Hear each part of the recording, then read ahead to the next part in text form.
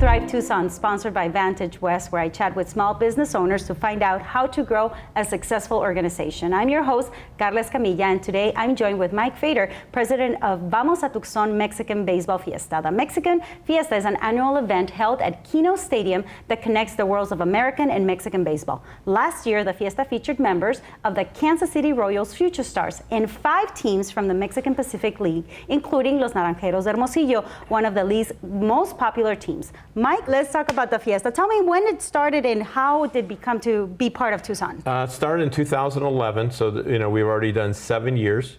How it got started was really interesting. My background is I've run the AAA baseball team in Tucson for 15 years. In 2011, Francisco Gomez, who I didn't know, cold called me, hey, could I talk to you? This is how ideas get started for small business owners. And he just said, could I set up a meeting with you? And we were running the Tucson Padres. Sure. He says, well, I've got a crazy idea for you. He said, would you consider bringing some Mexican Winter League teams in here to play some games in the fall? Now, I know you're familiar with this, but the Mexican Winter League, Mexican Pacific League, is Major League Baseball in Mexico. And they play from October through January. And so I said, well, give me some time. Let me check this out. As we're looking at it, I went online, I'm watching YouTube videos, and wow, this is a pretty cool product. They're good. That people have a great time, and the music and the dancing and the mascots, and you know what, the baseball is really good too. So I got back to Francisco and said, let's give it a try. I said, but the only way I'm going to try it is under one condition. Have you ever been to a game in Mexico? Yes, I have. Okay, so you'll understand this.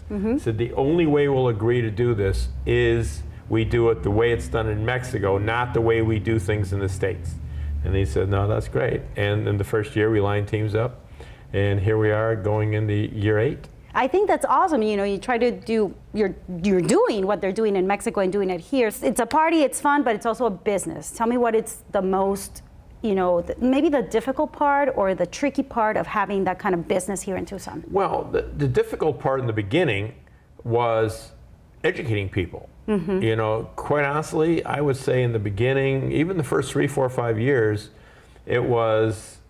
the product was made for people who know what it is in Mexico. It wasn't a traditional product. All of all the PAs in Spanish, all the music is Mexican. It's not like a Tucson Padres game or a Toros game. Again, that's the authentic part. We bring in food vendors from Mexico. We bring in merchandise from the teams. So it was, how could we tell people what's going on? And ultimately, in the beginning, even though I believe it's as much fun for an Anglo crowd as it is for a Mexican crowd, they don't understand it as much, we have to expand. And how do we expand? Well, we tell people, you don't know what this is, but you're going to have a blast. The people who've got their parents are from Mexico, or they've lived in Mexico, or their grandma and grandpa are from Mexico, they know what this is. And when they come out, in the beginning, you're not really bringing the non-Heralds in. It's not the real team. It's just, oh my God, Beto Coyote is there.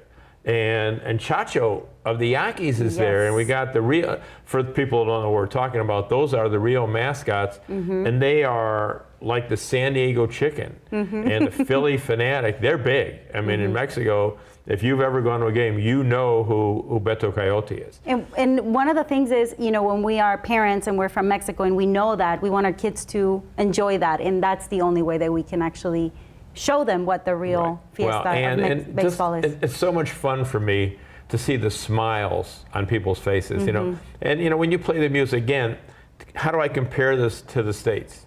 A AAA baseball game, Toros, Sidewinders, whatever. Well, we'd have a lot of on-field contests, and we'd have a lot of talk about PA announcements and all those things going on. We don't do that here. And that's what makes it fun for me. I'm a person who's run AAA or minor league baseball teams for 30 years. For the Mexican Baseball Fiesta, take the gloves off and just have fun out there. The mascot is on there during the game. I mean, he's out in the field on foul territory. He's messing with the players. I mean, he's doing all those things. And then the music in the States, you know, pitcher's getting ready to wind up, the music stops. There's nothing going on. Here, we just let it go.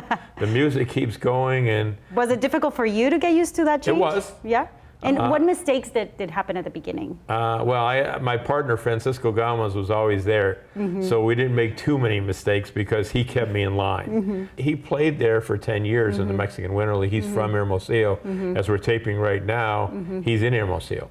But for me, it was just learning. I really depended on him. And if you're a small business owner, and we're somewhat small, you got to keep getting better. If you start resting on your laurels and just say, oh no, we've got this made, no.